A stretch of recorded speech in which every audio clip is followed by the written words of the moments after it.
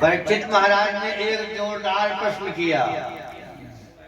महाराज जी, आप कहते हो भगवान समदर्शी हैं, सब पे एक ही दृष्टि डालते हैं, सबको एक भाव से देखते हैं, लेकिन महाराज जी मैं देख रहा हूँ ये देवताओं का काम बनाने पे लगे रहते हैं और राक्षसों को तो चुन चुन के मारते हैं। ये समदर्शी कहाँ हुए? ये तो भेदभाव हो गया। सुखदेव महाराज कहते हैं देखो, भगवान का भाव तो समदर्शी ही है, लेकिन आप किस भाव से भगवान से संबंध बना रहे हैं, इस पे विशेष ध्यान दीजिए। देखिए, भगवान से आप जैसे संबंध बनाओगे वैसे ही भगवान आपके साथ संबंध निभाएंगे। आप भगवान को पुत्र बना लो तो आपके पुत्र के रूप में आएंगे। आप भगवान को मित्र के रूप में बनाइए तो आप मित्र के रूप में आपका संबंध निभाएंगे। जगत पिता मानते हो तो पिता का धर्म निभाएंगे। आप अगर भगवान को शत्रु मानते हो तो वो शत्रु का धर्म निभाएंगे। तो देवता लोग मानते हैं कि ये हमारे मित्र हैं तो मित्रता का संबंध निभाते हैं, और ये राक्षस ये कहते हैं भगवान हमारे शत्रु हैं तो शत्रु का भाव निभाते हैं। देखिए परीक्षित, हिरण्याकश्यप का बेटा प्रहलाद, हिरण्याकश्यप ने भगवान से शत्रु रूप में प्रेम पाल रखा था, तो भगवान ने उनके साथ शत्रुता निभाई। और उन्हीं का बेटा प्रहलाद जो कुल से राक्षस था, लेकिन भगवान ने क्या कृपा किया, फिर विस्तार में 8 अध्याय में यह चरित्र सुनाया। जब हिरण्याक्ष को मार दिया गया तब हिरण्याकश्यप ने प्रण किया कि नारायण को मार के ही अपने भाई का तिलांजलि देंगे। घोर तप किया। ब्रह्मा जी प्रसन्न हो गए कि क्या चाहते हो? तो हम अजर अमर हो जाए। तो अजर अमर तो हम भी नहीं हुए, और कुछ मांगो। तो महाराज, ना मैं दिन में मरू न रात में मरू, न अंदर मरू न बाहर मरू, न आपके बनाए हुए किसी महीने से मरू, न आपके सृष्टि में बनाए हुए किसी चीज से मिलूं, न जानवर से मरू, न मनुष्य से मरू। ब्रह्मा जी ने कहा बस बस भाई बस, इतना वरदान आज तक किसी ने नहीं मांगा था। लेकिन हाँ, इतना घोर तप भी आज तक किसी ने नहीं किया था। जाओ दिया। अब हिरण्याकश्यप को ऐसा लगा कि इतना वरदान पाने के बाद तो हम अजर अमर हो ही गए, अब दिक्कत कहाँ है?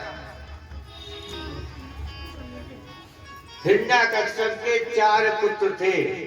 4 पुत्रों में से एक प्रहलाद जी थे। उन्होंने जब पढ़ने योग्य हुए तो गुरुकुल में भेजा, जहां पर शंकराचार्य के शुक्राचार्य जी महाराज के 2 बेटे षंड और मन, दोनों ही उस गुरुकुल का व्यवस्थापक वही पढ़ा रहे थे, और नाम था हिरण्याकश्यप दानव महाविद्यालय, जहां पे प्रहलाद जी को पढ़ने के लिए भेज दिया गया। एक दिन हिरण्याकश्यप घूमते घूमते विद्यालय में आ गए। बच्चा भाग के आया और पिताजी की गोदी में बैठ गए। पिताजी ने कहा कि क्या क्या पढ़े बेटा? तो पिताजी एक बहुत सुंदर था मंत्र हमने पाठ याद किया है, सुनाओ बेटा। तदु साधु मन्ये सूर्यवर्य हि देहिना सदा समुद्रवृक्ष धियाम सद्गृहात् हित्वात् पातं प्रियमन्धगोपा वनो गतो यद् धर्म्याश्रयेते।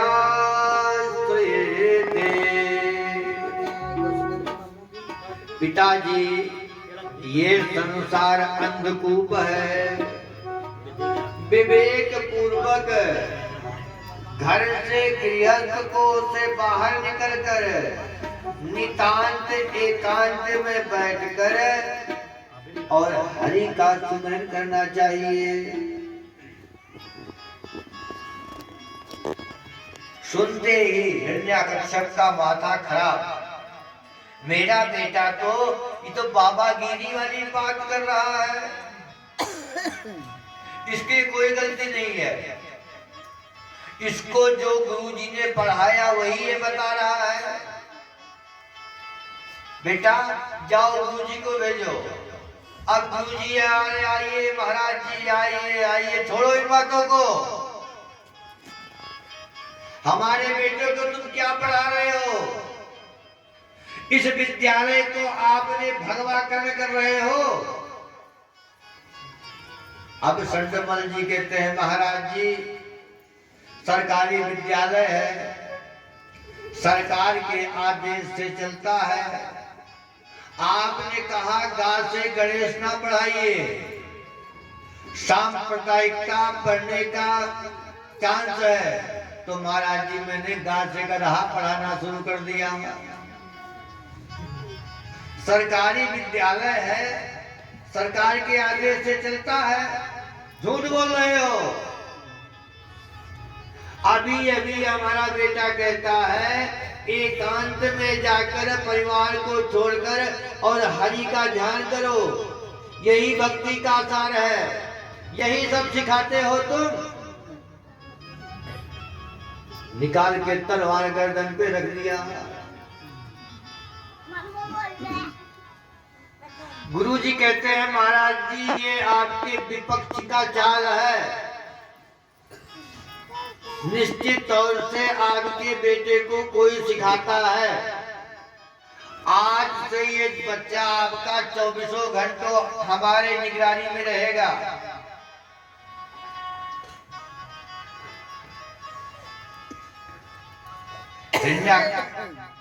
हिरण्याक्ष कहता है कि देखो ये आपकी पहली गलती है। अगर फिर हमारा बेटा बाबा गिरी की बात की तो हिसाब लगा लीजिएगा। एकांत में ले जाकर प्रहलाद को पहले खूब डांटा। अरे इस चंदन से वन में तू बबूल कहां से पैदा हो गया? विचारो राज सेवका, क्योंकि राजा के सेवक है और राजा के ही आदेश से विद्यालय चलता है, तो बेचारे राजा की करनी पड़ेगी। एक दिन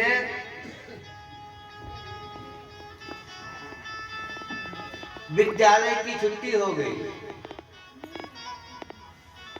और विद्यालय की जब छुट्टी हुई तो गुरुजी प्रहलाद जी को घर ले आए और जैसे ही घर पहुंचे वो भाग के अपने पिताजी की गोदी में फिर पहुंच गए। बेटा अब की बार कौन सा पाठ याद किया? पिताजी अब की बार हमने 9 पाठ याद किया। अब गुरुजी घबराए, ना जाने ये कौन सा पाठ पढ़ेगा ये। हाँ बेटा बताओ कौन सा पाठ है? तो प्रहलाद जी ने सुनाया श्रवणं श्रवणं कीर्तनं विष्णो स्मरणं पादसेवनम् अर्चनं वन्दनं दास्या साख्यमात्मनिवेदन।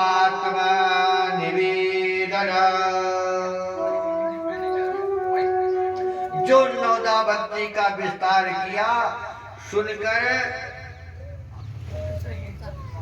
तलवार निकाल के गुरु जी के गर्दन पे रख दिया।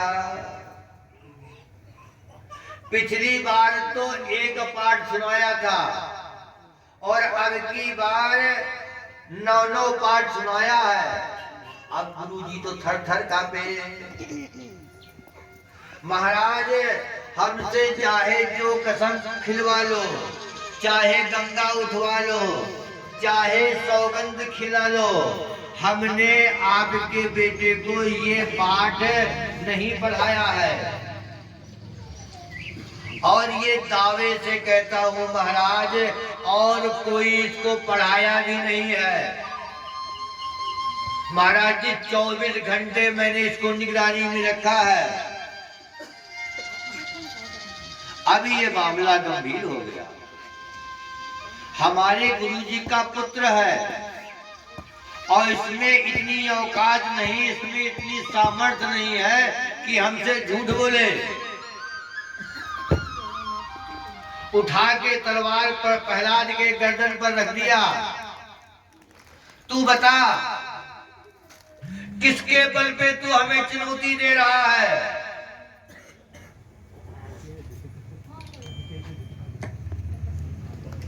प्रहलाद ने निर्भीक होकर उत्तर दिया, महाराज पिताजी, जो सबको बल देने वाले हैं उन्होंने भी हमें बल दिया है।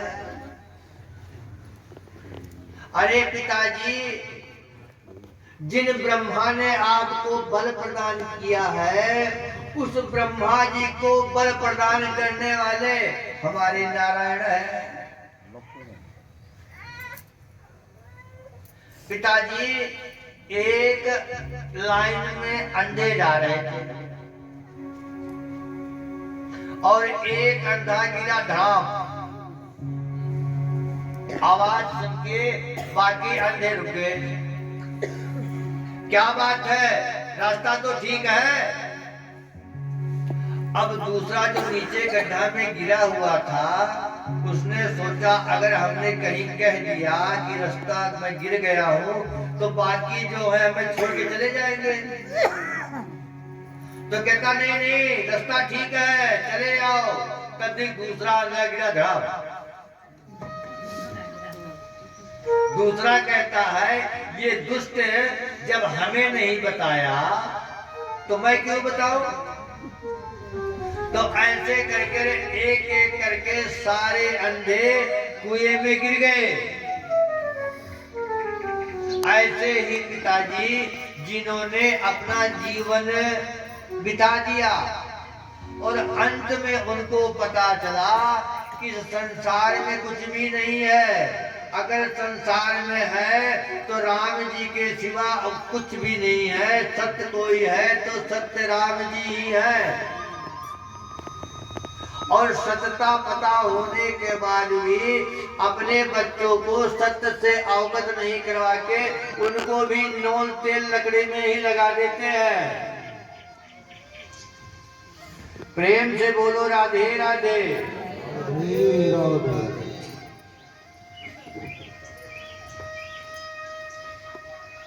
अब हिरण्यकश्यप कहते हैं कि मामला गंभीर हो गया है। ये रोग बहुत भयानक हो चुका है। अगर ये रोग बहुत जल्दी से फैलता है, इसके पहले कि ये रोग फैल जाए इस रोग को ही जड़ से समाप्त कर दिया जाए। मारने का आदेश किया, पर्वतों से गिराया, जल में डुबाया, विष का पान कराया, होलिका के साथ जलाया, लेकिन जब फिर भी नहीं मार पाए तो सारे सैनिक घबराए। इतने में गुरुजी आ गए। अरे महाराज जी, अभी बालक है, इतना दंड आप दे रहे हो, मेरे आंखों से देखा नहीं जा रहा है। अरे बालक है बेचारा, समय पाके सुधर जाएगा। अच्छा एक काम करो महाराज जी, एक अवसर हमें आप प्रदान कीजिए, मैं एक बार और प्रयास करता हूँ इसको सुधारने की। अब एक दिन गुरुजी बाहर गए हुए थे, सारे बच्चे खेल रहे थे, तो प्रहलाद ने बुलाया, हे बच्चों भैया इधर आओ, आज तुम्हें नया खेल खिलाता हूँ। वो कौन सा खेल सिखाओगे भैया? अरे ये जीवन मरण का जो खेल है, इसको आपने आसान समझ रखा है। ये आसान नहीं है। लोग सोचते हैं कि जीवन भर मौज मस्ती करते हैं। अरे भजन करना तो बुड्ढों का काम है। अरे ये भगवान कोई साधारण नहीं है। जब आप बचपन से शुरू करोगे तब आपको बचपन में कहीं भगवान का दर्शन होगे, साक्षात्कार होगा, प्रभु की आपके हृदय में अनुभूति होगी। सारे बच्चे कहते हैं, प्रहलाद एक बात बता, जिस स्कूल में मैं पढ़ूं उसी स्कूल में तू भी पढ़े, और जो तू बातें करता है ये तो गुरुजी बताते ही नहीं है, और ये बातें तू सीखता कहाँ है? तू मेरे को ये बता। प्रहलाद जी कहते हैं, जब मैं अपने मैया के गर्भ में था तब हमें नारद जी ने उपदेश दिया था। उस उपदेश के ज्ञान के प्रभाव से मैं आपको बता रहा हूँ। सारे बच्चे कहते हो, इसका मतलब उस दिन गुरुजी सही कह रहे थे कि पढ़ा पढ़ाया पैदा हुआ है। देख भैया, नाचने घूमने कीर्तन करने का तो बड़ा आता है, बड़ा मन भी करता है, लेकिन तुम्हारे पिताजी से तो भैया बहुत डर लगता है। प्रहलाद जी कहते हैं, हमारे पिताजी से डरते हो? एक जगत पिता है, उनसे डर नहीं लगता है क्या? आइए हमारे साथ मिलकर कीर्तन कीजिए, जो होगा तो अब देख लेंगे। सारे बच्चे मिलकर और कीर्तन प्रारंभ कर दिया। जय सिया राम, जय जय सिया राम, जय सिया राम, जय जय सिया राम, जय सिया राम, जय जय सिया राम, जय सिया राम, जय जय सिया राम, जय सिया राम, जय जय सिया राम, जय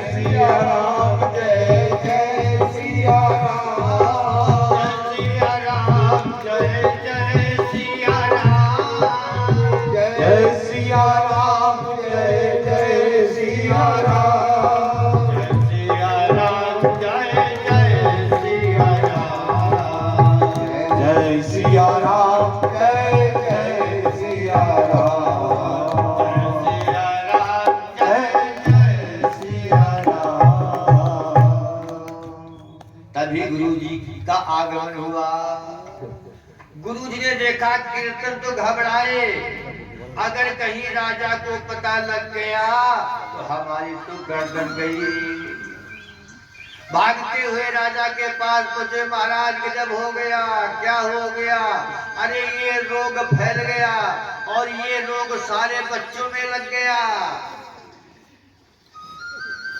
अब हिरण्यकश्यप मारे क्रोध से तड़क के निकला और इधर सारे बच्चे अपने मस्ती में कीर्तन कर रहे हैं। जय सिया राम, जय जय सिया राम, जय सिया राम, जय जय सिया राम, जय सिया राम, जय जय सिया राम, जय सिया राम, जय जय सिया राम, जय सिया राम, जय जय सिया राम, जय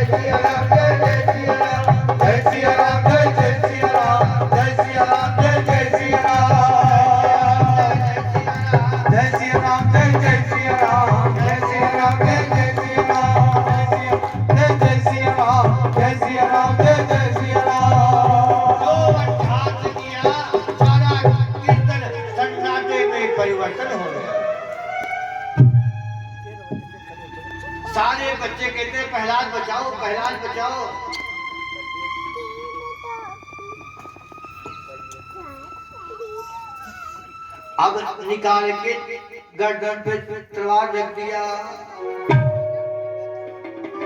बता किसके बल पे तू मुझे चुनौती दे रहा है?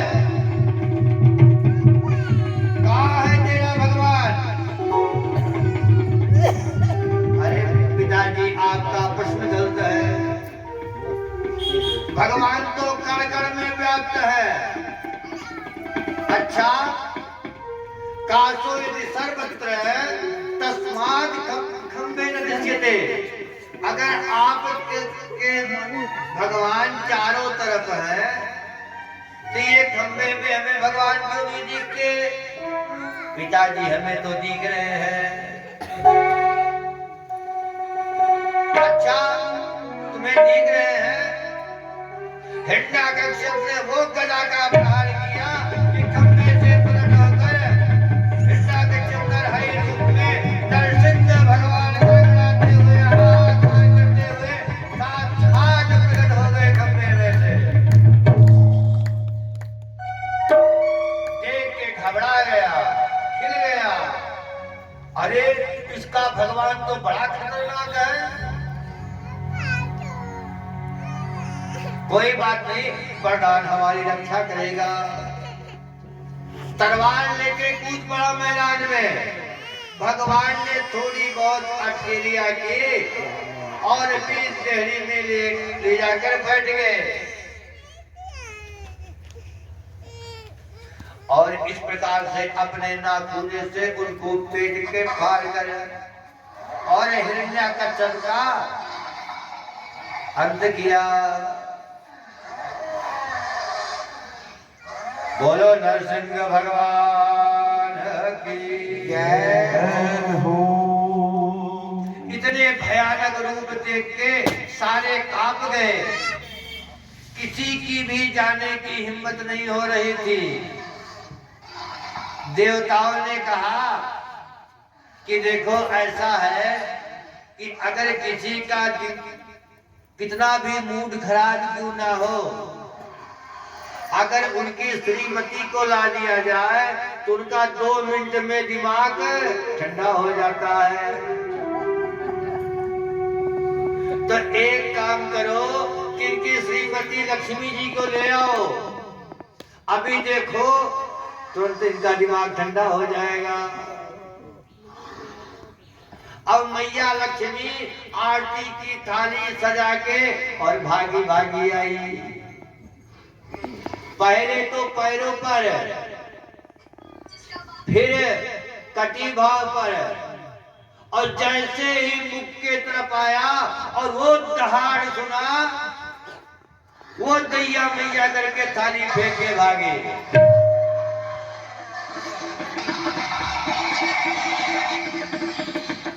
फिर बाद में प्रहलाद जी को नारद जी ने कहा और नारद जी के आज्ञा पाकर प्रहलाद जी निर्भीक होकर नरसिंह भगवान के पास गए। और जैसे ही पास में गए, प्रहलाद जी को उठा के अपने गोदी में बिठा लिया और अपने हाथों से उनका सिर सहलाने लगे। कहते हैं समय विलंब, बेटा हमें आने में थोड़ी सी देर हो गई। आपके पिता ने आपको बहुत कष्ट दिया। प्रहलाद जी कहते हैं महाराज जी हम तो थोड़ा सा संकोचित थे कि हम दैत्य पुत्र, हम पर आप कृपा करोगे कि नहीं करोगे, या हमें संशय था। लेकिन जो आपने हमारे ऊपर कृपा की, वो देवताओं के ऊपर भी कृपा आपने नहीं किया। बोलो वृंदावन बिहारी लाल